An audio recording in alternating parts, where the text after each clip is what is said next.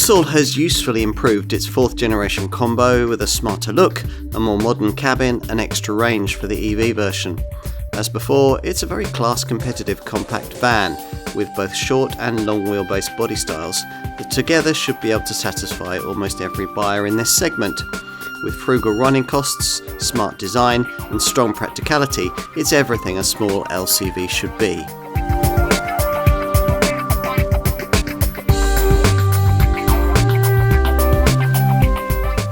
Vauxhall's Combo is a panel van with the one thing operators really need: serious carrying capacity of up to 4.4 cubic metres. Here we're going to look at the improved version of the 4th generation model. Identity. We all have it, but certain vehicles often don't, particularly if they're vans designed on a shared platform.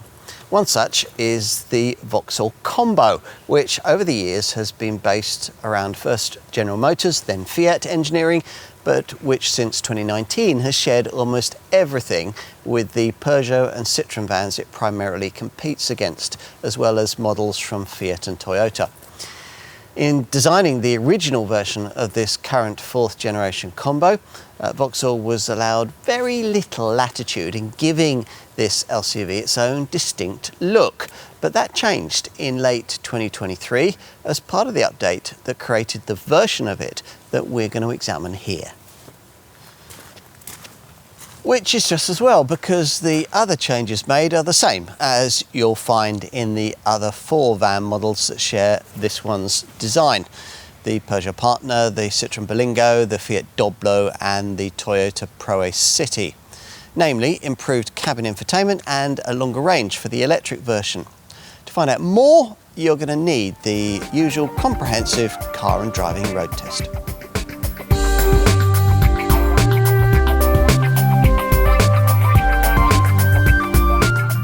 The Combo's diesel power plants are as before, a 1.5 litre unit with 100 or 130 PS. The units are combined with 5 and 6 speed manual transmissions. In addition, a low friction 8-speed automatic with quick shift technology can be ordered in combination with the top of the range 1.5 litre 130 PS diesel. As for refinement, well, the slightly clattery note at startup settles down quite acceptably once you get up to speed. Of course, a Combo Electric isn't any different to drive than its e-Partner, e-Berlingo or e-Doblo Stellantis Group EV cousins, or indeed the Toyota ProAce City Electric, which also shares this model's basic design and drivetrain. You start off in the default normal drive mode, and the other selectable drive settings are Eco and Power. You'll need the Power mode to unleash the electric motor's full 136 horsepower output, though if you drive like that, you will of course get nowhere near the improved 50 kilowatt hour batteries, enhanced to WLTP rated best driving range figure of up to 205 miles. That's 30 miles further than before. Obviously that'll fall with heavy loads in the back. For day-to-day use in a Combo Electric, it's better to stick to the normal mode, which restricts output to 108 horsepower, or possibly around town to Eco mode, though that gives you just 81 horsepower and restricts the climate system. Normal mode should be fine for realistic maximisation of range, particularly if you're proactive with the regenerative braking paddles that have been added behind the steering wheel. There are 3 settings. As usual with EVs, if you do need performance, it's only a right foot jab away. 62 mph from rest occupies 11.2 seconds, but the instant response you get to 30 miles an hour makes this LCV feel quicker than that. Overtakes are easy too. 50 to 75 miles an hour takes 8.9 seconds. Whichever Combo powertrain you choose, and whichever body shape, standard or long, you'll find that the driving position is pretty good, with the steeply raked windscreen and low bonnet combining to give great visibility. Couple that with big panoramic door mirrors and the result is a vehicle that you can be confident about driving even in the most congested city streets, where the light steering facilitates a tight turning circle, 11.2 metres in the short wheelbase version and 12.5 metres in the long wheelbase model.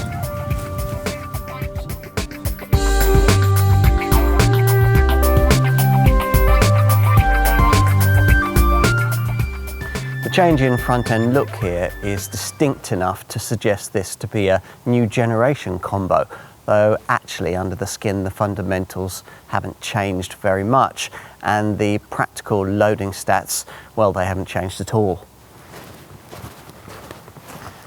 Disappointingly, there's still no high roof option offered with this Stellantis group design, but there's still a choice of either this standard 4.4 metre body length or a longer L2 4.75 metre XL version that sits on its own distinct lengthier wheelbase. As we said, the main changes are here at the front, where this new visor grille is much the same as has been added to all Vauxhall's passenger cars, featuring a smooth panel that runs the width of the front end with the latest company badge in its centre.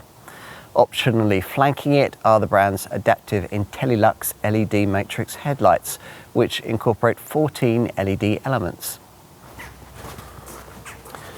At the rear, as usual with an LCV, the lighting design is vertical and linear to maximise the opening aperture of doors that feature integrated hidden hinges designed to provide greater security against theft. As you can see, Vauxhall's very proud of this model's British build origins.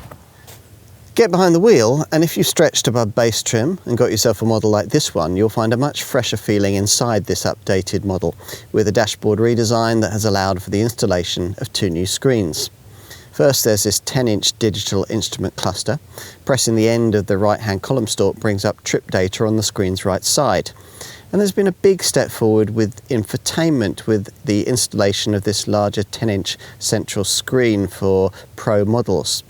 This central monitor uses a Qualcomm Snapdragon cockpit platform that integrates AI for the first time, though it's weird that it fires up with pictures of a Mokka-E SUV and an old 80s Vauxhall Nova Super Mini.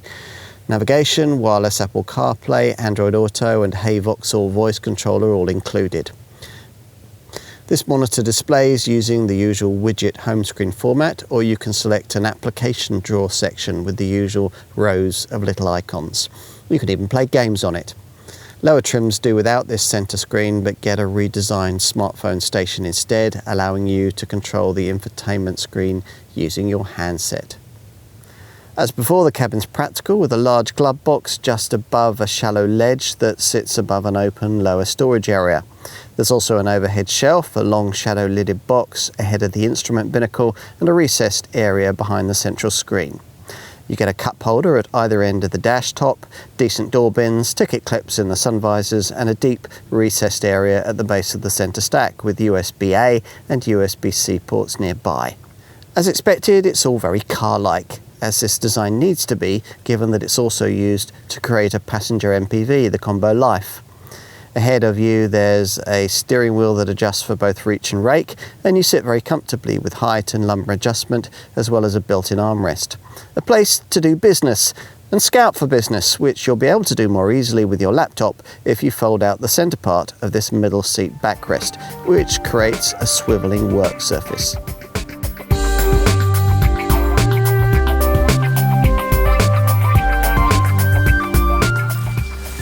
Prices start from around £22,000 ex-VAT for diesel versions, while the Combo Electric, well, that starts from around £27,000, excluding VAT and after-grant deduction, which is significantly less than the pre-facelift model. Now, the Combo is available in two trim levels. The first is Prime, or, as in this case, Pro, and with electric and diesel powertrains, with the latter offering a choice of manual and automatic transmission. Both versions of the Combo are available in two lengths, with a choice of 2 or 3 front seats. The Combo is additionally offered as a 5-seat crew cab. As for rivals, well, obviously the other Stellantis Group designed versions of this design are priced similarly, so you'll want to check out comparable deals on the Peugeot Partner, the Citroen Berlingo, the Fiat Doblo and the Toyota Pro-Ace City. Now, other key segment rivals in the same pricing ballpark include Renault's Kangoo and its rebadged cousins, the Nissan Townstar and the Mercedes Citan. and the Volkswagen Caddy and its rebadged cousin, the Ford Transit Connect. If it's this combo that you want, if you buy in at the base prime trim level, you'll get the basics included as standard and a bit more.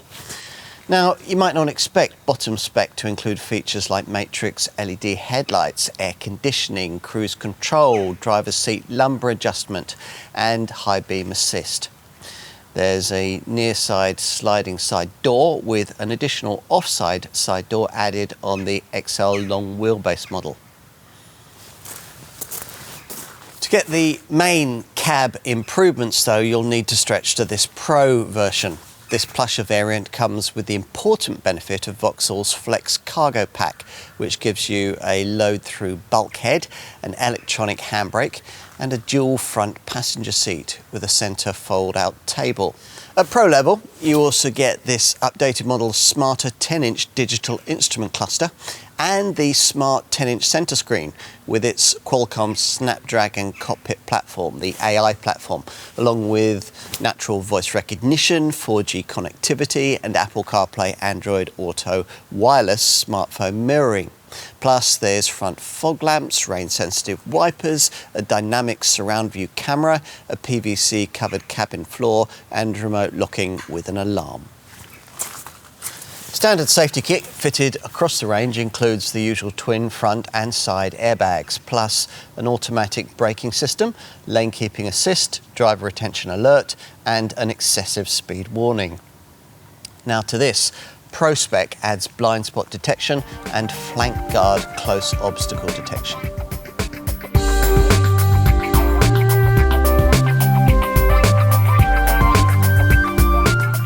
Let's take a look in the cargo area.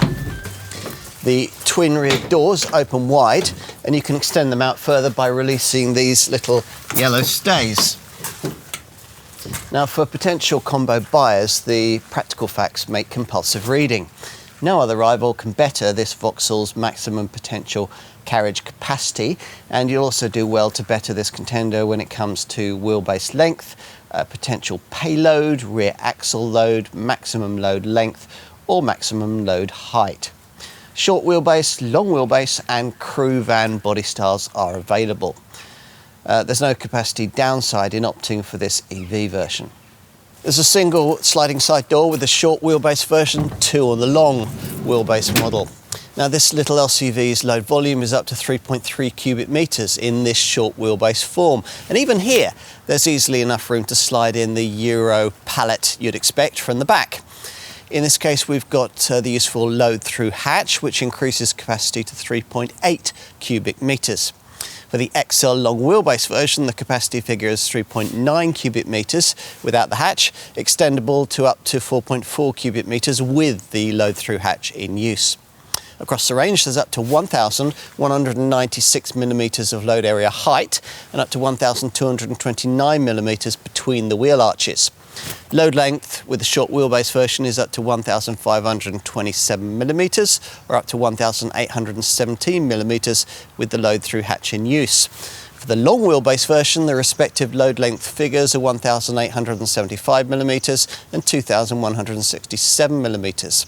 The crew cab version can take up to 4 cubic metres of capacity with the second row bench folded. Payload figures vary between 840 and 984 kilograms for the diesel versions. Payloads for the Combo Electric are rated at between 642 and 781 kilograms. As for practicalities, well, there's a bright light in the top right corner at the back, a 12-volt socket on the right, and 6 silver floor tie-downs with 2 more here on the bulkhead. The wheel arches aren't as intrusive to the load area as with some other small vans, but you'll still want to get them covered to prevent scratches and scrapes. With this electric version, as usual with an EV van, there's nowhere for the charging leads bag to go. And running costs, well, here there's little for operators to worry about. Returns from the various turbocharged direct injection diesel engines are competitive, CO2 emissions starting from 111 grams per kilometre and fuel economy of up to 67.3 miles to the gallon possible for the 1.5 litre 100 PS diesel. The 1.5 litre 130 PS diesel manages 65.7 mpg and 113 grams per kilometre, and all powertrains meet the stringent Euro 6D temp emission standard. As you'd want, the electric model, which now goes up to 205 miles on a charge, supports up to 100 kilowatt rapid DC charging, with an 80% recharge taking 30 minutes, while a full charge from a 7.4 kilowatt single phase wallbox takes 7.5 hours, thanks to the 7.4 kilowatt onboard charger. Customers with access to 3-phase power can specify an optional 11 kilowatt onboard charger that will charge the Combo Electric in 5 hours when using a wallbox that also supports this faster AC home charging solution. You'll also need to know that Vauxhall includes a 3-year 60,000 mile warranty as standard. That's a package that can be extended for up to 5 years and 100,000 miles at extra cost. A year's free breakdown cover is also provided, along with a 6-year anti-corrosion guarantee. Service intervals are set at 20,000 miles or every 12 months, depending on which comes around sooner, and you can opt for a service plan that lets you pay monthly to spread the cost of regular work for your van. As part of this, Vauxhall offers discounts on wear and tear items such as brake pads and windscreen wipers.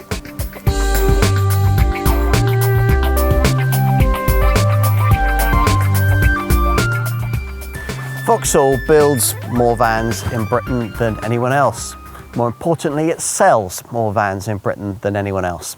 But that position in the market can't be maintained unless the brand is properly represented in the compact LCV segment.